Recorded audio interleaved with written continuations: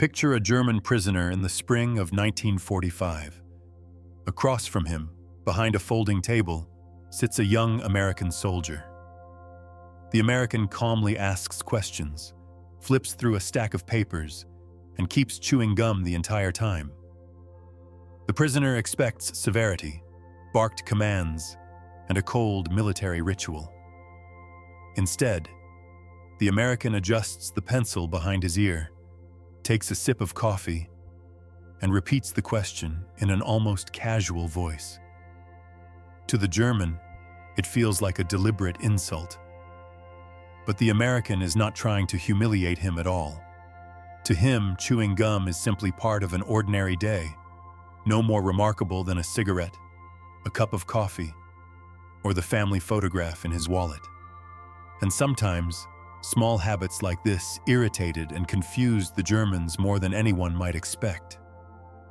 Of course, there was no single German opinion of American soldiers. Millions of men, hundreds of units, and thousands of different encounters cannot be reduced to one reaction. But the same cultural contrast appeared again and again. The German soldier tended to see the army as a separate world, divided from civilian life by strict rules of behavior, formality, discipline, and distance between ranks. The American soldier understood discipline too. He knew what an order meant and what could happen if it was ignored. But he had also brought the habits of civilian America with him to Europe. He could complete a dangerous mission and 5 minutes later complain about the coffee, argue about baseball, give his Jeep a nickname, or pose for a photograph beside a road sign.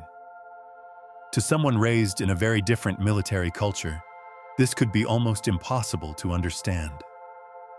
The best place to begin is with chewing gum, because gum seemed to follow American soldiers everywhere. It was carried in pockets, included in military rations, traded between friends, and quickly became a small form of social currency. Soldiers chewed it in trucks, at checkpoints, beside their vehicles, while waiting for food, and during the endless periods of inactivity that filled so much of military life. An American unit could spend hours moving slowly down a crowded road, stop without explanation, wait, and then suddenly begin moving again. During those pauses, there was little to do except check equipment, look at a watch, sleep sitting up, smoke a cigarette, or chew gum. There was no secret psychological tactic behind it. Chewing gum gave a soldier something to do. It freshened his mouth after cigarettes and canned food, helped relieve tension, and reminded him of life before the war. It was something he remembered from the drugstore back home, the gas station, the movie theater, or the counter of a small-town shop.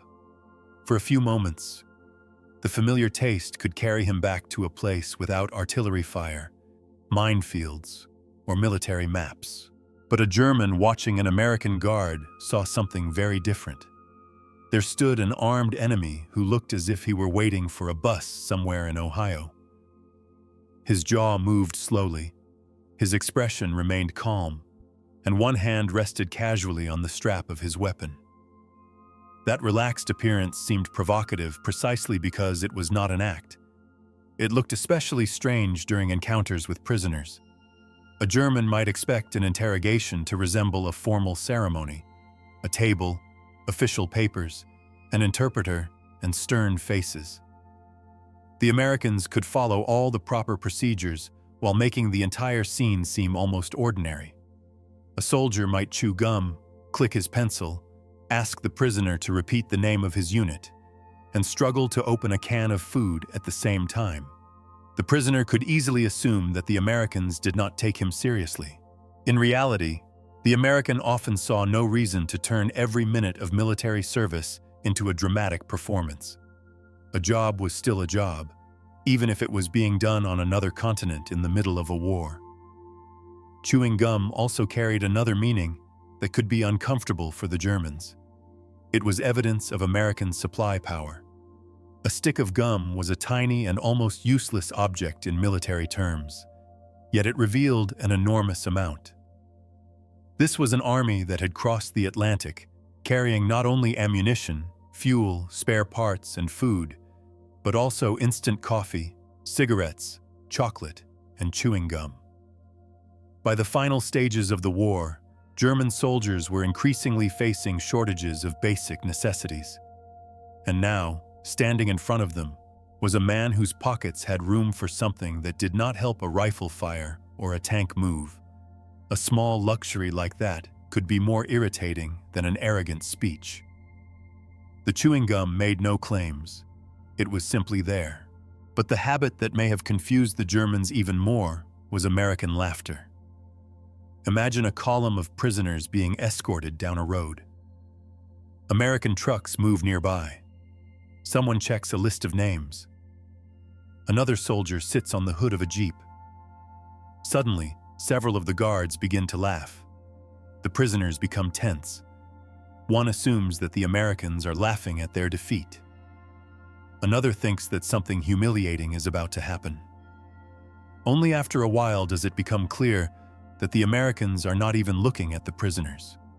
They are laughing about a friend who stepped into a ditch that morning, lost his spoon, or attempted to speak with a French farmer using 3 words and a collection of dramatic hand gestures. American humor during the war was often directed primarily at other Americans. Soldiers teased one another about their accents, hometowns, habits, haircuts, letters from girlfriends, or unusual enthusiasm for food. A man from Brooklyn might imitate a Texan. The Texan would respond with a story about a New Yorker seeing a cow for the first time. Everyone would laugh, and for a few minutes the exhaustion would seem less important. To a German observer, this behavior could look like a complete lack of military seriousness. He saw men talking too loudly, interrupting each other, laughing in situations where, according to his understanding, soldiers were supposed to remain silent. Most surprising of all, the jokes sometimes came shortly after a difficult battle. That did not mean American soldiers were indifferent to losses. It did not mean they failed to understand what had happened. Quite the opposite. Humor often appeared because they understood it too well.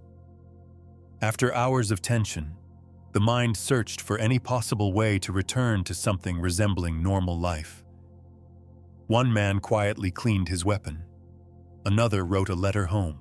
Someone told the same story the whole company had already heard 10 times, and someone else noticed that the sergeant had slipped in the mud while trying to maintain his dignity. The laughter did not erase fear. It simply kept fear from becoming the only thing left inside them. Americans also joked about their own army. They complained about schedules, uniforms, cooks, new regulations, and especially the person who had just announced the latest order. A sergeant might stand in front of his men with a serious expression and tell them that the unit had to be ready to move in 10 minutes. Almost immediately, someone behind him would remark that 10 minutes in the army could mysteriously last 2 hours. Everyone laughed, but 10 minutes later, they were ready. This distinction was often difficult for an outsider to understand. An American soldier could make fun of the system while still obeying it. In a more formal military culture, joking about a superior might sound like an attack on authority. Within an American unit, it could simply be a way of acknowledging a shared reality. The officer and the private were both standing in the same rain. Neither knew when the hot food would arrive. Both wanted sleep. A capable commander understood the boundary. As long as the soldier completed his task, supported his buddies, and did not turn humor into open disobedience, a little sarcasm could strengthen the group rather than weaken it. It reminded the men that wearing a uniform had not erased their personalities. At times, German prisoners saw scenes that seemed almost impossible. A private spoke to a sergeant with surprising freedom. The sergeant answered with a joke. A lieutenant standing nearby smiled. Then a new order arrived, and everyone became serious at once. The same private who had just made fun of his sergeant took his position, checked his ammunition, and went exactly where he had been told to go. From the outside, this looked like a lack of distance between ranks. But American informality did not always mean weak discipline. Very often, the two existed side by side. That contradiction confused the enemy. Then there was the American fascination with cameras. Across Europe, American soldiers photographed nearly everything that caught their attention. Road signs, damaged bridges, old churches, abandoned German tanks, wrecked aircraft, city streets, local residents, and one another standing beside jeeps. Not every soldier owned a camera, of course. Photography was restricted in some areas, film could be difficult to obtain, and official military photographers documented much of the war. But the desire to preserve what they were seeing was unmistakable. Imagine a small German town. An American unit moves through the main street. One soldier notices a sign bearing a name that seems impossible to pronounce. A minute later, two of his friends are standing beside it. One adjusts his helmet. Another makes an exaggeratedly serious face. A third steps back to take the picture. Local residents watch from doorways. A German prisoner sitting under guard cannot understand why the victors are so interested in an ordinary sign. To him, it is merely the name of a nearby town. To the Americans, it is proof of the unbelievable journey that carried them from Kansas, Pennsylvania, California, or New York into the heart of Europe. From the outside, it could appear that the Americans were not fighting a war at all, but taking part in some extraordinary overseas tour. They photographed one another beside military vehicles, studied old buildings, tried to remember the names of rivers, and argued about which direction led to Paris. Some photographs were serious. Others were intentionally ridiculous. A soldier might stand beneath a huge road sign looking like an ordinary tourist who had somehow forgotten to leave his helmet and rifle at the hotel. To a German, this could be deeply irritating. His familiar world was being transformed into the scenery of someone else's family story. But photographs served an important purpose.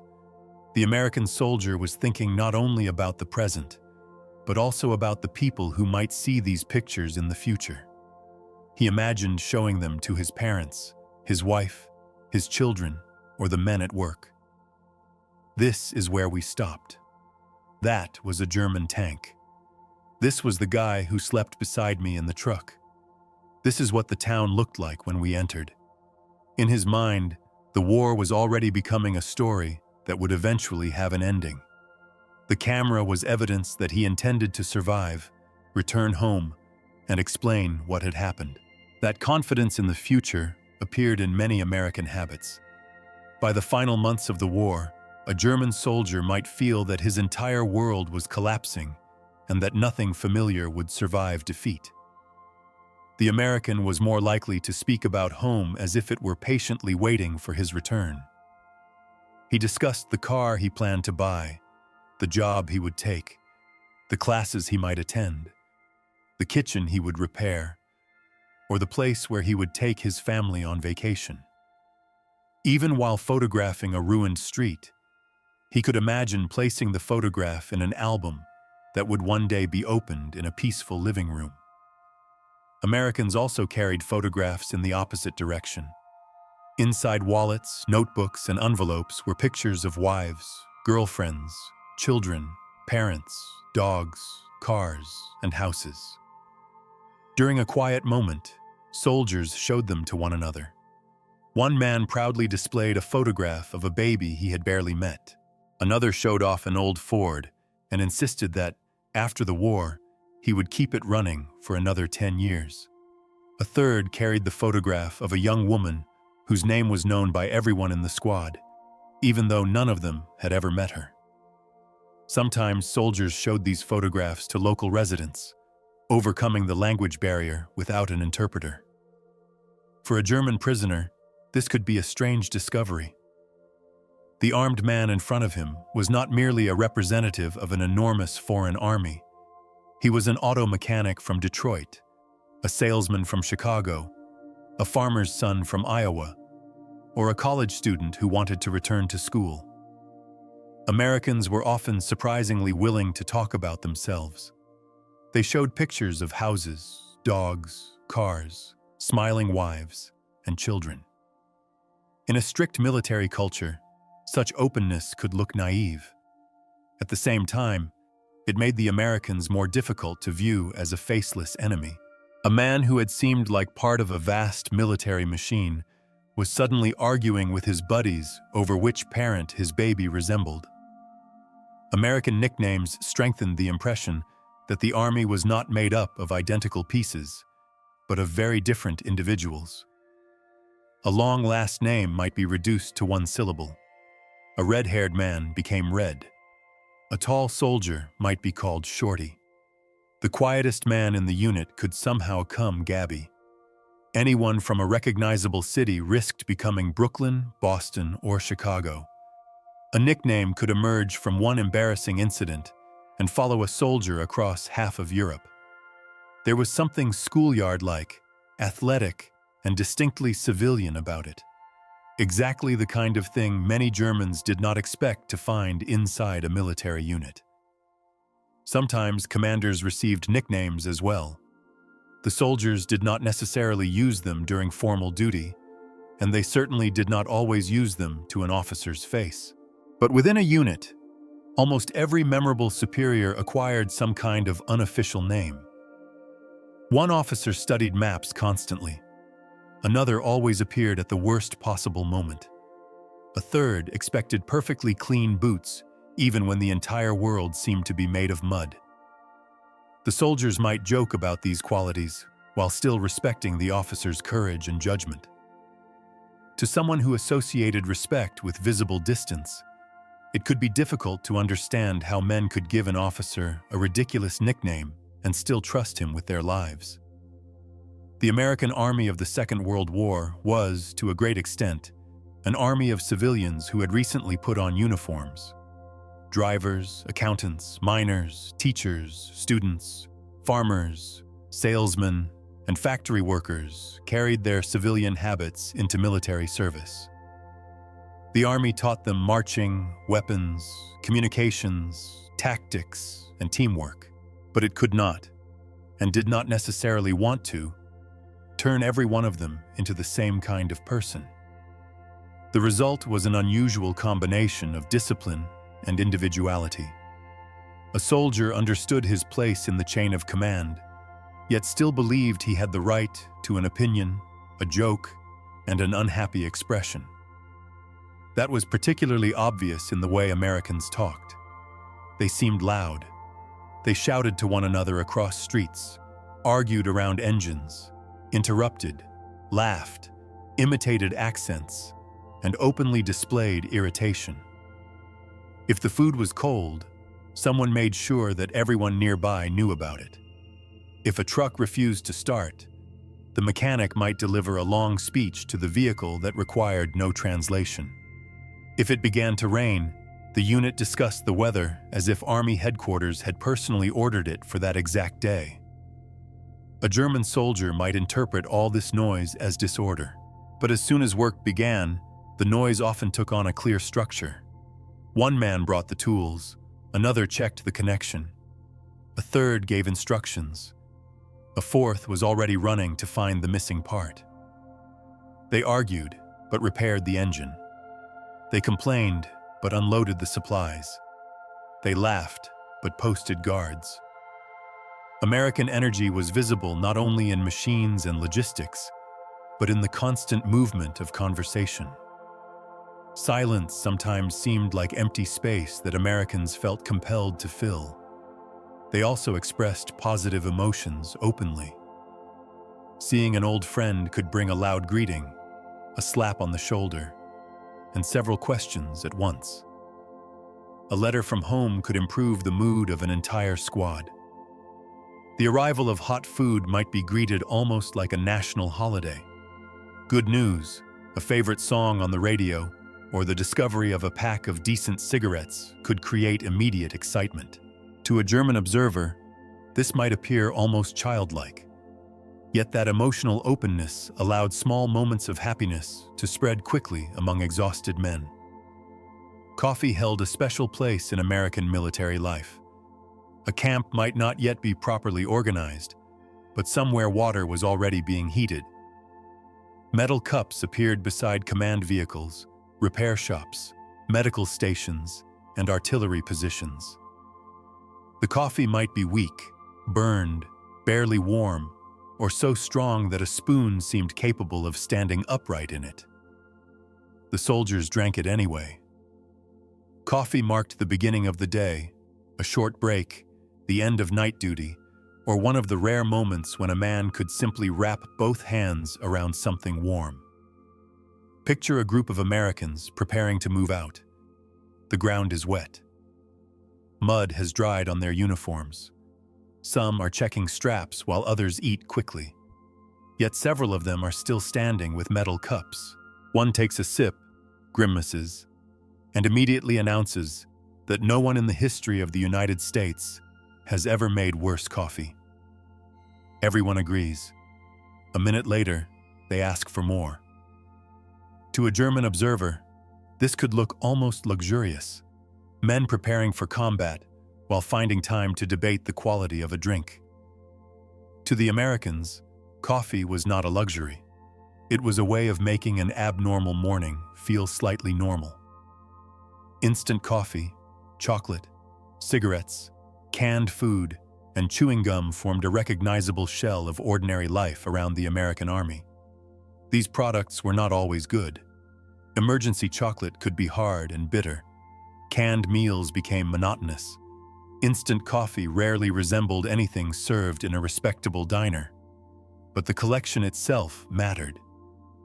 When an American opened a ration package, he found not only calories, but also small objects of civilian life. Even military rations seemed to acknowledge that a person needed more than food. He wanted a cigarette, something to chew, something warm, and a familiar taste. What really irritated the Germans was that the Americans still managed to complain about all of it. A soldier opened a can, stared at its contents, and spoke as if the United States Army had personally designed the meal to ruin his day. He might condemn the dry crackers, the same canned meat, the overly sweet drink, or the absence of fresh bread. A German prisoner who received the same food, or who simply saw the American supplies, could easily conclude that these were the most ungrateful men on earth. But in the American military, complaining did not always mean that a genuine crisis existed. Often it was a ritual, a form of conversation, and a soldier's way of declaring that the food at home had been better. An American might be extraordinarily well supplied by enemy standards and still expect more. That was not necessarily because he failed to appreciate what he had. He simply compared army life not with the experience of a German soldier, but with his own civilian life. His standard remained breakfast at home, coffee in a familiar mug, food prepared by his mother or wife, and the freedom to decide what he wanted to eat. The army provided a great deal, but army food was still army food. This habit of comparing everything with home could sound spoiled, yet it carried an important message. War was not supposed to become normal. The warmest, and at the same time, one of the strangest scenes appeared whenever children gathered near American vehicles. An American convoy entered a town, and before long boys and girls appeared beside the jeeps. They stared at the uniforms, the white stars on the vehicles, the bright wrappers, and especially the soldiers' pockets. They might not share a language, but certain words spread surprisingly fast. Children learned that Americans sometimes had gum and chocolate. A soldier might pretend not to understand. Then he would pause dramatically, sigh as if making a great sacrifice, and pull out the final stick of gum he had supposedly intended to save all the way to New York. There were official restrictions on contact with German civilians, particularly during the first phase of the occupation. The policy of non-fraternization demanded distance, But human behavior did not always fit neatly inside official instructions. A child standing beside a road did not look like a military threat. An American soldier remembered a younger brother, a neighbor's daughter, or his own child whose face he knew mainly from a photograph. His hand went into his pocket almost automatically. Chocolate was broken into pieces. Sticks of gum were divided. Sometimes the soldiers had to demonstrate how to remove the wrapper. Within moments, a small line had formed beside the vehicle. For a German adult, the sight could be deeply confusing. The victorious soldiers, whom wartime propaganda had portrayed as foreign and dangerous, were handing candy to German children. They did it loudly, awkwardly, and sometimes turned the moment into a little performance. One soldier pretended the candy had vanished. Another discovered it behind the child's ear. A third tried to keep everyone away from the wheels. It disrupted the expected image of an enemy. Irritation mixed with uncertainty. The Americans seemed unaware that, after such a war, they were supposed to remain grim and unforgiving. Their generosity also had a practical explanation. The United States Army possessed an enormous supply system, so an individual soldier often had something to spare that local civilians had not seen in years. But the manner in which Americans shared mattered too. A piece of candy became a gesture. The gesture became a brief human connection, and that connection became a memory the child might carry for decades. The American rarely imagined that he was participating in some grand diplomatic mission. He simply handed over an extra stick of gum and returned to his truck. Yet moments like that allowed Europeans to see not an abstract superpower, but the face of an ordinary young man. Where Americans appeared, music usually followed. Sometimes it came from a full military band, sometimes from an armed forces radio broadcast, sometimes from a small receiver with a weak signal, surrounded by several soldiers trying to hear. The radio carried news, swing, jazz, popular songs, comedy programs, and sports results. It connected Europe to home. It brought back familiar voices, rhythms, names, and teams. For a few minutes, a tent, a barn, or a room in a damaged house stopped being part of a military route and became a living room somewhere across the Atlantic. A German hearing American music might interpret it as another display of confidence. Jazz and swing sounded free, loud, and occasionally defiant. Soldiers tapped the rhythm on metal cups, sang along, attempted to dance in heavy boots, and argued about which record was best. Music existed in German military life too, of course, but the Americans appeared determined to surround themselves with it, as if they refused to allow war complete control over the sounds of their lives. Whenever the artillery stopped, a radio filled the silence. Sometimes the content of the broadcasts was even more surprising. Military news might be followed by baseball scores. A serious announcement gave way to a popular song. The announcer spoke in the familiar voice of an ordinary American radio host. To a German listener, the transition could seem disrespectful. How could people discuss war and then immediately turn to music or sports? But this was precisely the logic of American military life. The war was enormous, but it was not supposed to consume the entire world. Somewhere, the baseball season continued. Movies were being released. Children were being born. People were going to work. The radio reminded the soldiers that normal life still existed and was waiting for them. Music also became part of life on the road. Someone carried a harmonica. Someone knew dozens of verses to popular songs. Someone sang so badly that he became essential to every evening gathering. Songs could be sentimental, funny, energetic, or endlessly annoying. One tune might follow a unit for weeks because the same soldier kept humming it. His friends threatened to throw both him and the harmonica into a ditch. But when he finally stopped, they asked him to continue. To an outsider, This could resemble a group of friends on a long trip rather than part of a massive military organization. Americans also tried to make temporary camps feel like home, even when they expected to stay only a few days. First came the essentials: security, communications, shelter, and space for the vehicles. Then came the improvements. Crates became tables, boards became shelves. A picture was attached to a wall. A sign bearing the unit's name appeared near the entrance. Someone found an old chair. Someone built a washing station. Someone else somehow acquired a curtain. The military space gradually began to reflect the personalities of the men living in it. To a German, this activity could appear pointless. Why decorate a place that would be abandoned tomorrow? Why name a tent, hang a sign, or argue over the best location for the coffee pot? The American answer was simple: because they were here today. If a man had to spend the night in a barn, he might as well clean one corner, use a crate as a chair, and attach a photograph to the wall. This was not weakness. It was a domestic form of resistance against the war. The soldier refused to behave as though comfort, humor, and small signs of beauty no longer mattered. Sometimes the camp looked almost ridiculous.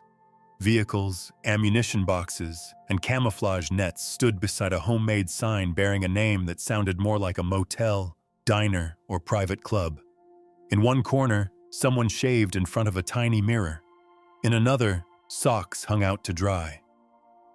Near the entrance, men argued about coffee. A German prisoner saw an improvised kind of order that looked nothing like the formal structure of a traditional barracks. Everything seemed personal. Even the mess had an owner. Military vehicles received personalities too. Jeeps, trucks, tanks, and aircraft often carried names, inscriptions, drawings, or small good luck charms.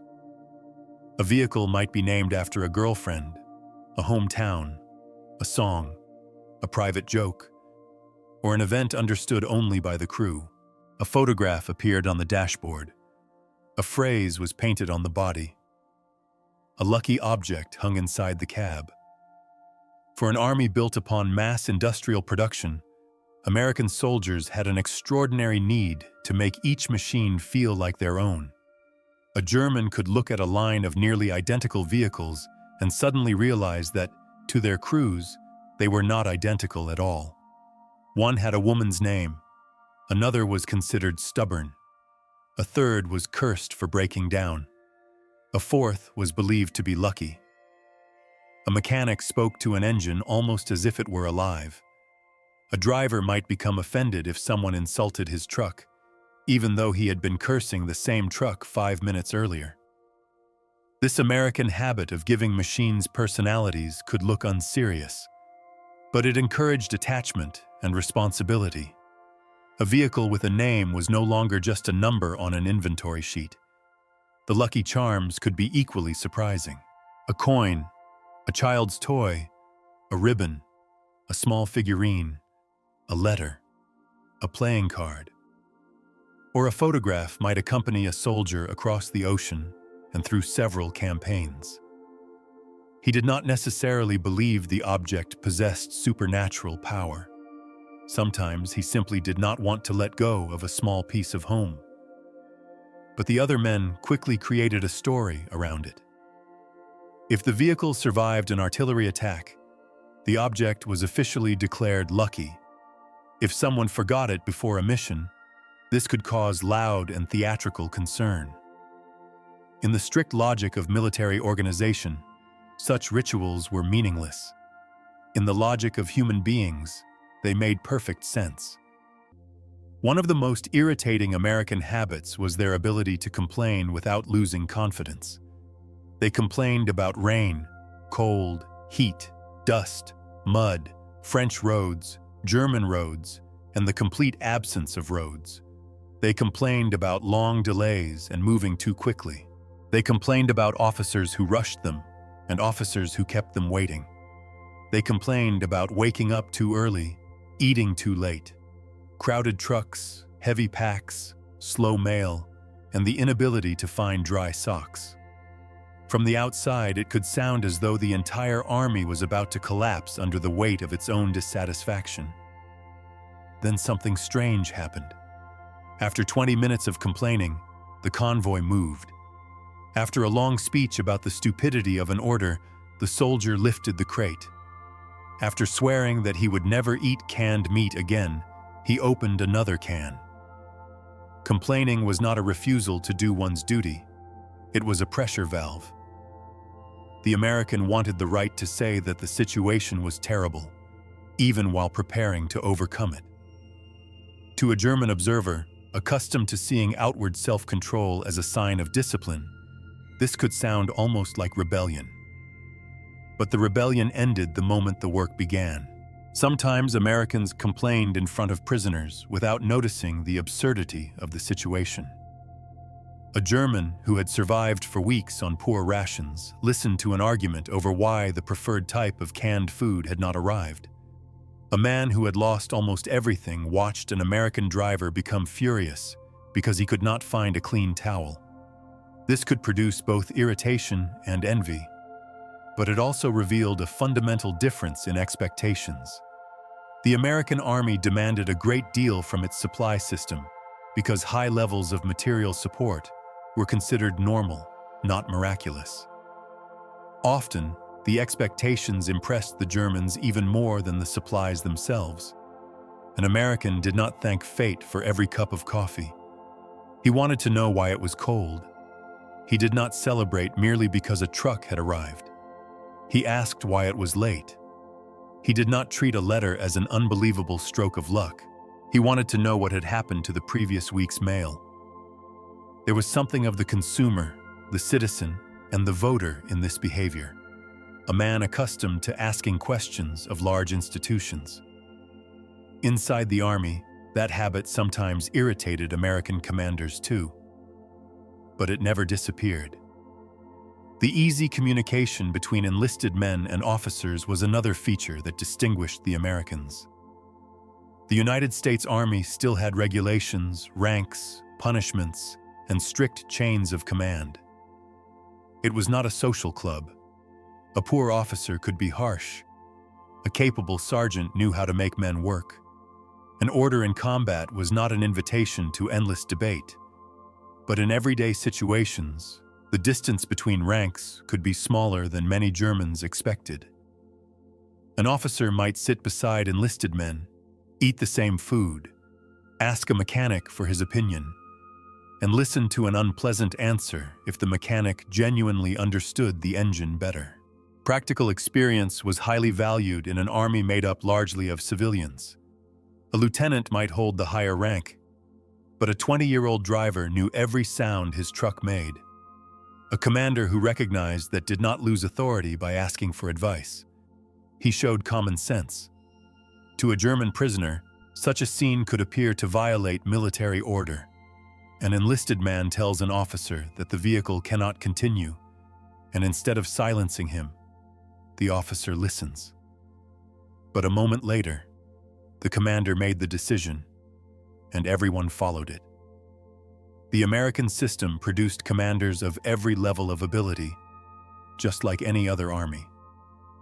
But soldiers particularly respected the officers who did not hide behind their rank. A commander who ate the same food, crossed the same mud, and remembered the names of his men earned the right to accept more informal behavior without losing authority. A joke directed at him could be a sign of trust rather than contempt. To someone accustomed to measuring discipline through tone of voice and formal behavior, the invisible boundary could be difficult to see. The Americans themselves usually understood it far better than it appeared. The love of souvenirs gave the American soldier another quality of a traveler. He was interested in road signs, badges, buttons, coins, postcards, unusual pieces of equipment, and almost anything capable of becoming part of a story. Not everything could legally be taken. Not everything could be shipped home. Some items caused serious trouble during inspections, but the desire to preserve a physical memory remained powerful. The soldier was not necessarily looking for wealth. He wanted an object that proved he had truly been there. Items with an understandable story were especially valuable. A sign bearing the name of a town, an emblem found beside an abandoned vehicle, a foreign coin bought or traded from a local resident, a postcard showing a city square before it was damaged. The object became part of a future conversation.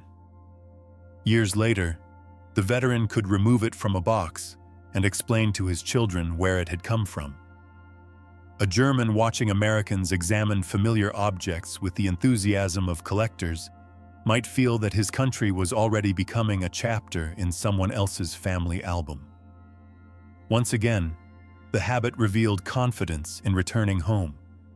A souvenir only has meaning if there is someone to show it to. A photograph needs an album. A letter is preserved because someone expects to read it again at home. A vehicle's nickname becomes a family story only if the crew believes it may survive the journey.